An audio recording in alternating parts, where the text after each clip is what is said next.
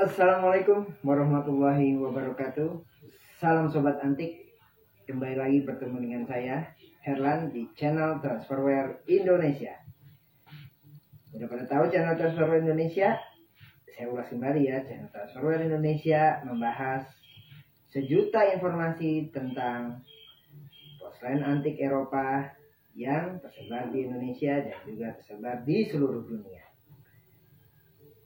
Atau keseruan yang selanjutnya, saya akan membahas kali ini sebuah porselen antik yang berbentuk piring. Kembali lagi piring ya.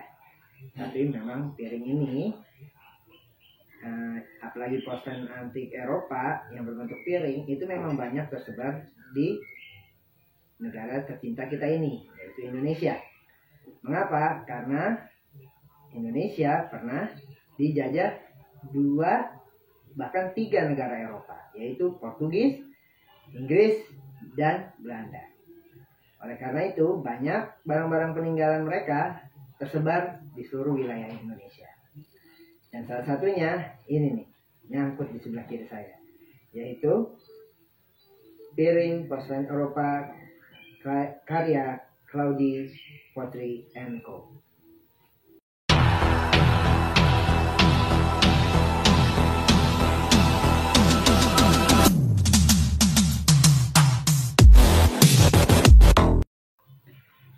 Walaupun badannya yang kecil, tetapi piring ini tidak kalah kualitasnya dengan piring yang besar.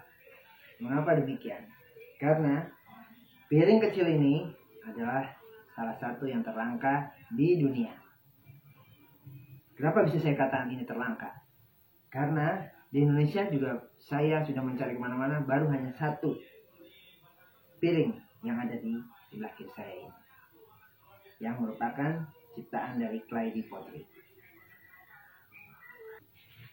Perusahaan yang menciptakan piring ini bernama Claudie Pottery. Claudie Pottery didirikan di tahun 1810 oleh James Muir dan Alan Katz-Daniel bersama dengan James Stephenson. Perusahaan Claudie Pottery & Co. ini berdiri di negara Skotlandia, yaitu di sekitar dekat dengan kota Inggris ya. James Muir dan Alan Kinnear beserta dengan James Stephenson, seorang pembuat tembikar dari Preston-Pans. Stephenson pernah bekerja di pabrik tembikar di Belfast dan memiliki bisnis retail keramik di Greenock.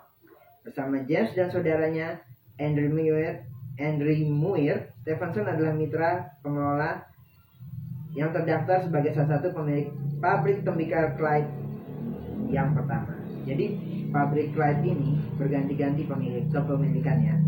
Dia berakhir di tahun 1905 dan itu adalah tahun terakhir di mana perusahaan Clyde ini berdiri. Nah, ada cerita menarik dari pabrik Clyde ini ya. Keluarga Muir bahkan merambah Rusia secara besar-besaran. Ada kisah yang menarik. Putra bungsu James Andrew Muir dan saudara laki-laki James juga Andrew membeli tembikar tersebut pada tahun 1836. Jadi setelah berganti kepemilikan dari James Muir, pabrik ini kembali dibeli lagi oleh anak James Muir, yaitu di tahun 1836 dan dikelolanya hingga 1941. Nah, untuk piring ini adalah buatan dari anak James Muir, ya, yang bernama Andrew Muir. Mengapa demikian? Karena piring ini dibuat di sekitar 1936 hingga 1941 di antara tahun tersebut. Pola dari piring ini bernama Roma Village. Jadi atau villa yang berada di Roma. Gambaran dari lukisan ini menggambarkan situasi kehidupan tentang suasana di Roma.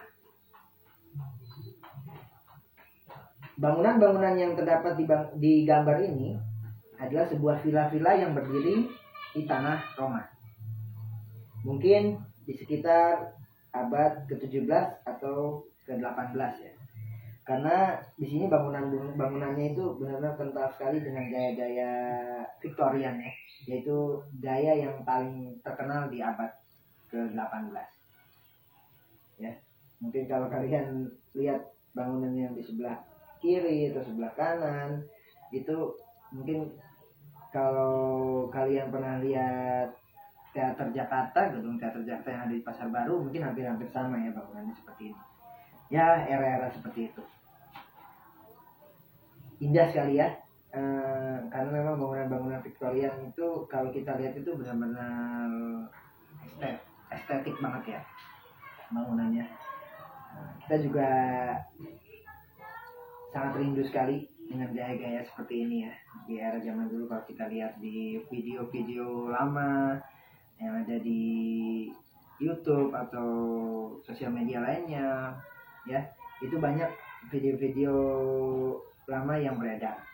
Nah, kalau kita lihat pemandangan seperti ini itu kita rindu sekali, karena pemandangan seperti ini pernah terjadi di Jakarta di sekitar abad ke-17 dan abad ke-18. Itu suasana Jakarta atau suasana beberapa daerah di kota-kota di Indonesia itu pernah tergambar seperti ini. Salah satunya yang terkenal adalah Kota Bagaimana. Ya, jadi piring ini benar-benar, kembali lagi ke piring ini, karena piring ini sangat istimewa ya. Clay Pottery, yaitu perusahaan yang membuat piring ini, produknya itu benar-benar tidak terlalu banyak atau disebut dengan unlimited ya. Jadi oleh karena itu mengapa saya bilang piring ini termasuk langka. Di dunia piring ini tidak tersebar banyak. Bahkan apalagi di dunia saja tidak tersebar banyak, apalagi di negara kita yaitu Indonesia. Saya masih belum tahu karena belum melakukan riset ya. Kalau di Indonesia ini ada berapa piring yang bergambar seperti ini.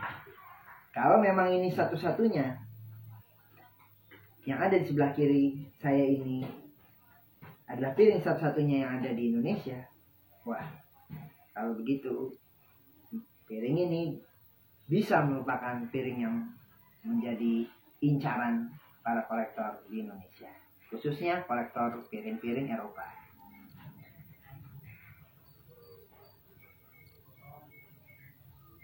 Perlu saya katakan juga, pola yang terlukis di piring ini itu dibuat dengan warna yang kental dengan warna biru tercampur dengan warna putih seperti biasa ya, dan warnanya bukan bermodel blue willow tapi kembali lagi flow blue ya, warna biru putih yang terlihat lebih halus.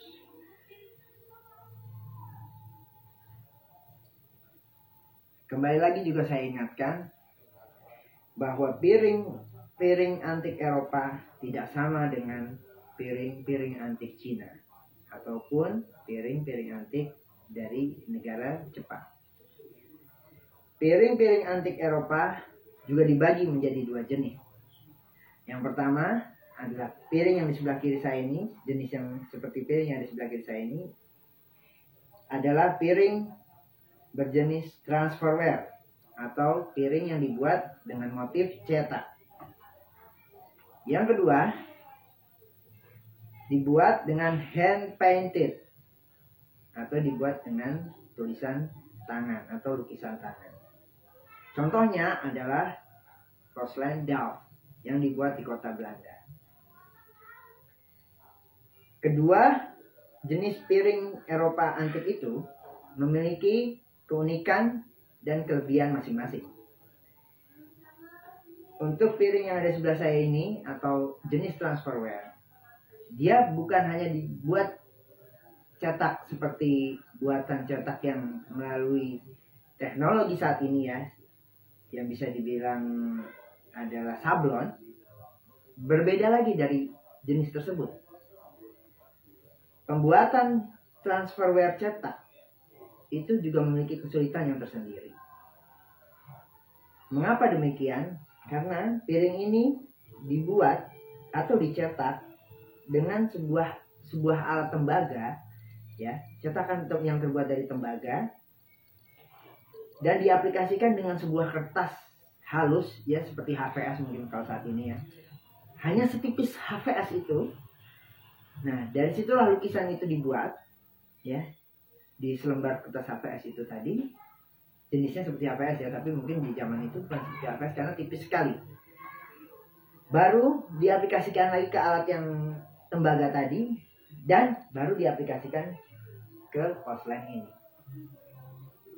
Itulah tingkat kesulitan dari piring cetak transferware.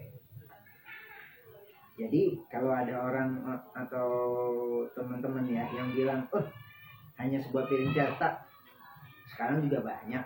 Kebanyakan yang saya dengar di luar tuh seperti itu. Nah, itulah kesalahan-kesalahan yang pernah kita dengar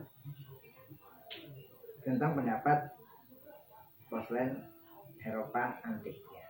Padahal kalau kalian ketahui, semua piring-piring antik itu dibuat berdasarkan proses yang sangat sulit dan tidak lagi ditemukan di zaman seperti sekarang ini. Kalau yang kita lihat di pasaran sekarang ini, banyak porselen-porselen baru, porselen-porselen Eropa yang baru. Itu kalian mungkin kalau sudah mempelajari tentang porselen antik Eropa dan dibedakan dengan porselen sekarang, itu akan terlihat jelas bagaimana perbedaannya. Mulai dari polanya, mulai dari keadaan piringnya, mulai dari rasa disentuh bagaimana piring tersebut, itu baru terlihat jelas perbedaannya. Tapi kalau dilihat secara kasat mata, mungkin perbedaannya tidak cukup terlihat. Tetapi kita memang harus mempelajarinya dan bagaimana merasakannya, baru sedikit demi sedikit kita akan tahu di mana letak perbedaan. Oke, itu saja yang ingin saya sampaikan kali ini. Semoga bermanfaat bagi kalian. Jangan lupa dengan semboyan dari Bung Karno, yaitu jas merah. Jangan lupakan sejarah, apalagi terutama sahabat-sahabat saya dari Gen Z, ya. Karena YouTube ini saya buat agar kalian juga tahu bahwa pentingnya mempelajari sebuah sejarah. Karena kalian lahir dari sebuah sejarah. Sampai ketemu di video berikutnya. Salam Sobat Tanah.